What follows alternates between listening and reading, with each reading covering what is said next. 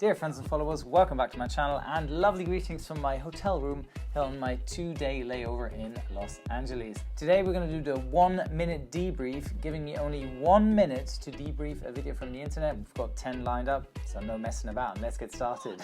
Yes, sir, because that's where the line is. I got to get you all the way to the back of the line. Now I got it. Sorry.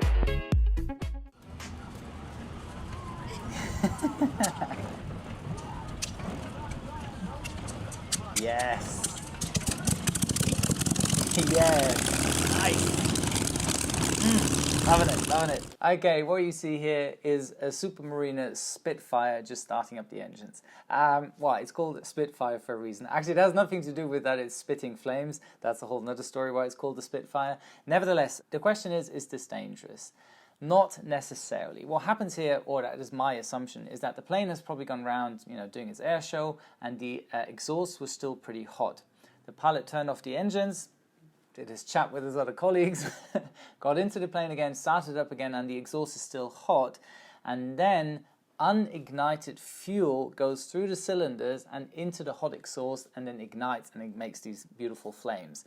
So from that point of view, it's not really dangerous, unless like there's a broken fuel line or any of that, then sure, that could also catch on fire. But in this case here, this is like a normal procedure for the Spitfire. If you do look at other videos, such as like the Super Connie during takeoff, you can see like flames coming out of the exhaust. That's like normal procedure for this plane, so nothing to worry here. Oh, nice. Whee! Yay! Oh no, what's going to happen with all these swans? And all the rest of the birds. Oh boy.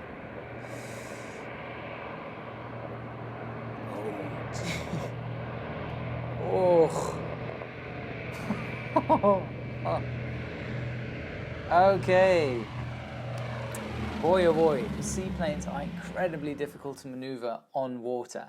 And I think what happened here is that either the colleague has sort of misjudged his takeoff run, how long he actually, or how much space he'll be needing to take off, because it then suddenly makes this sort of kind of right turn to follow along the river or the shoreline.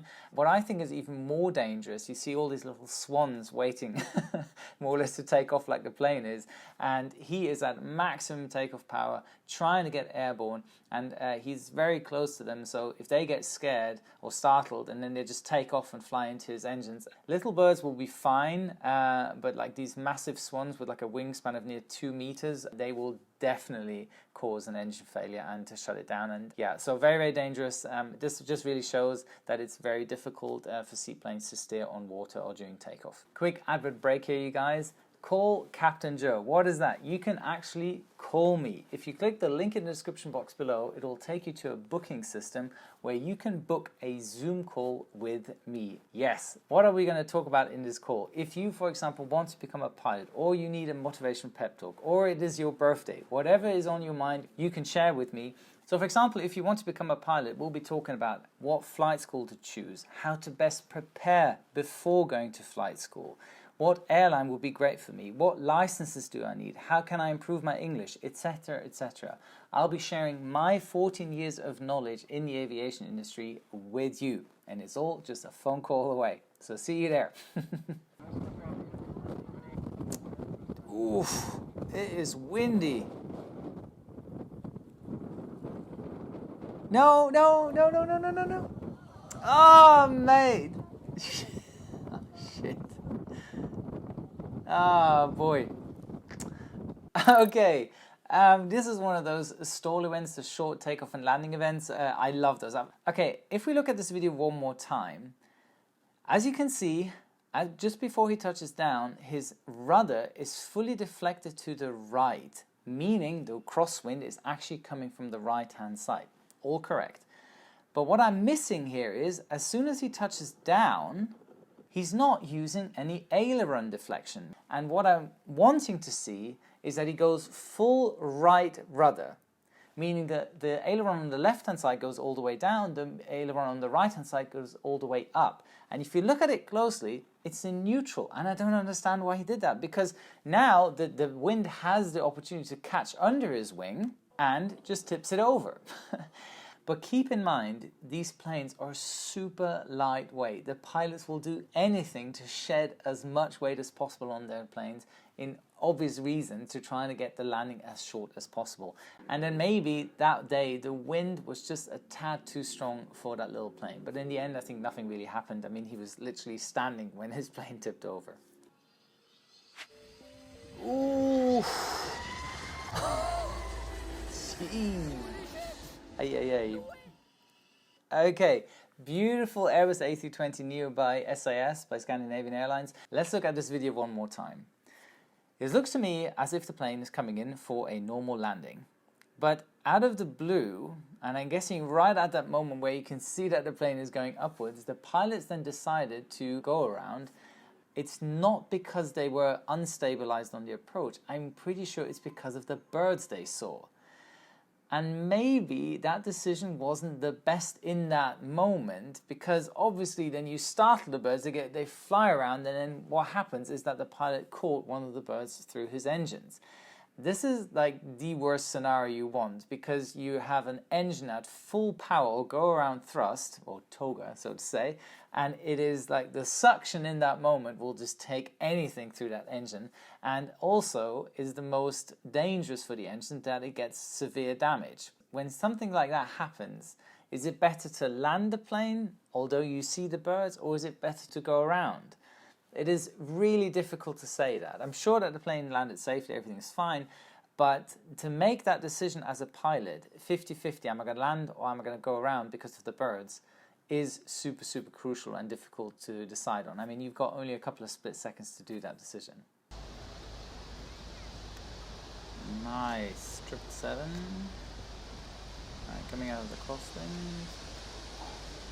Ooh, what's he doing? Ooh. Oh dear. Oh boy. Okay.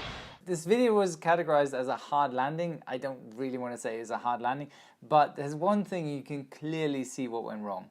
Okay, let's look at the video one more time. Now, as the plane comes out of the clouds, you can see that the pilot is already aligning the plane towards the center line. So they've been correcting for crosswind at first. Meaning, when you do that, you anticipate to be landing within the next second or so. But that's not happening. I'm sure that the pilot must have throttled back already, because that is the next step you do. You line it onto the center line and then you start throttling back. But I think that either some wind of this crosswind caught under the plane, brought the plane back up again, so it's floating, and then because the pilot had throttled back already, the plane will obviously lose some speed. Also during this miniature climb, meaning at some point the speed is so low, meaning that the lift over the wings is so low that the plane just literally falls to the ground. The lift was not strong enough to keep it afloat, and then it sort of touched down a tad hard. I'm not going to say this was a hard landing. It doesn't even look like a hard landing, but everything turned out safe in the end. Ooh. Oh boy.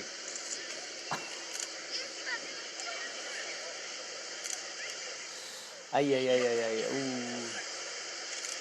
Ooh. Okay, good. This doesn't seem like it's dangerous, but in actual fact it is pretty dangerous. Now, it was an engine failure on takeoff. Whatever caused the engine to explode, literally, either a bird or whatever, we don't know that. But why is it so dangerous? Because you've got one engine that is just exploding and the second one is on full takeoff power, meaning the yaw moment is dramatic. I've done this in a simulator a couple of times and you will not believe how difficult it is to actually control the plane. But what you do see is that the pilot obviously immediately applied right rudder to keep the plane on the center line. What's also nice to see here is the rejected takeoff maneuver or procedure. You see that the spoilers go up first and then the reverser doors open, and that's exactly how it's supposed to be. So you close the thrust levers, then you manually raise the speed brakes, and then you apply reverse thrust. Why that is so, there's an entire video coming out of that. Luckily everything went fine. Pilot stopped the plane on the runway, taxied off, probably had to disembark all the passengers and get them on the next plane. The key message here is that a rejected takeoff at low speeds is as dangerous as at high speeds. Low speed, you have that incredible yaw moment of the other engine being on high power, on takeoff power, and when it's a high speed reject, you have the issue of the remaining runway. Which is this one here, and the Highlander. Oh boy. Oi! No! No! Oh no, mate. Ah, boy. Okay, in this video, it is quite obvious what happened. This is yet again one of those stall events, where short takeoff and landing events, and you see that the plane is coming in, everything seems to be going all right. I mean, it comes down like a helicopter, literally. He's got full flaps extended, everything's out, even got some slats at the front if I'm not mistaken. And then suddenly the plane does a right turn. Why does it do that? Because the plane is stalling at that moment. So the plane is flying too slow, meaning that the laminar layer that is over the wing detaches, it becomes turbulent, and then either one of the wings will then stall, and that's why the plane is sort of diving to the right-hand side. He's at so low altitude, the procedure would be full stick down, and to gain speed and apply power. The margins of these planes, especially for these stall events, are so incredibly slim. They try and obviously fly in as slow as possible to reduce their landing distance, but if you just a tad too slow, meaning below your stall speed, this is the result of that. But luckily nothing happened. He got out safe, all good.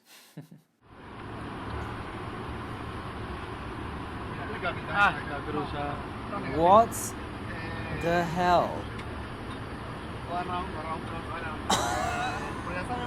They're way off. What is happening? Oh boy. Okay, good.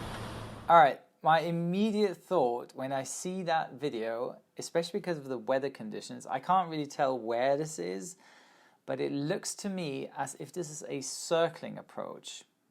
What is a circling approach? So on one side of the runway, you have an ILS. So you use the ILS to guide you down through the clouds, and at a certain altitude, you can then break off, and you have to have the runway in sight. You then fly a traffic pattern, and then you come in for landing. And I'm guessing that's what they did. And during this sort of traffic pattern, they lost visual contact to the runway and then sort of initiated the turn and realized, oops, we're completely off. They've misjudged that sort of base leg turn and then turned to final. So yeah, that went bad. I don't know how they proceeded from there on, but that is quite the shocker. If you look out of the window and the runway is like 45 degrees off to you. I'm sure it all worked out fine in the end, but circling approaches are not to kid with. They are quite challenging. They're good fun, but they're quite challenging.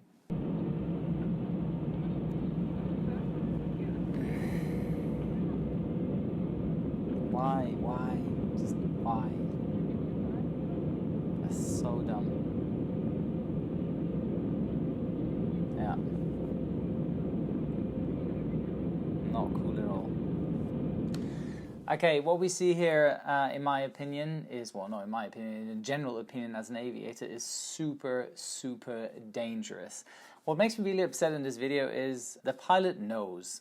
He knows that he has to clear his wings of snow and ice. He has to do it from his wings, the horizontal stabilizer and elevator, even the fuselage. If there's like frozen snow onto the fuselage, the plane needs to be de-iced. Why? First of all, it increases the weight of the plane. That is not on your load sheet, you don't even know about that. And secondly, it increases your stall speed. As a pilot, you always have to go through the severe weather CBT or the cold weather CBT, which is always prior to the winter season. And it clearly states that you have to remove all sorts of stuff on top of your wings. That's why we have de-icing procedures in effect. And this colleague clearly did not adhere to them. Very, very sad. Yes! Beautiful. Wow. Look at that. That must have been one of the farewell flights of the 747 by United, coming over the Golden Gate Bridge in San Francisco. Boy, would I love to do that. Absolutely stunning. This was the 747 by United on their farewell tour around the States, showing obviously here at the Golden Gate Bridge in San Francisco. I'm pretty certain United had to get a special clearance just to fly at that altitude through the Bay Area, and it looks absolutely stunning. And I'm pretty sure many spectators near the Bay Area were super happy to see that. Yeah, fantastic video. That's it for today, guys. I hope you enjoyed this 1-minute debrief. I hope you had fun with this video and you can learn something. As I said in the video, you can call me. Use the link in the description box below to call Captain Joe. Let's have some fun with that. Here's your checklist for today. Subscribe to my channel. Check. Activate the notification bell. Check. Follow my Instagram account. Check. And check out my website. Check. And don't forget, a good pilot is always learning, especially in these short little videos. Wishing you all the best. Your Captain Joe.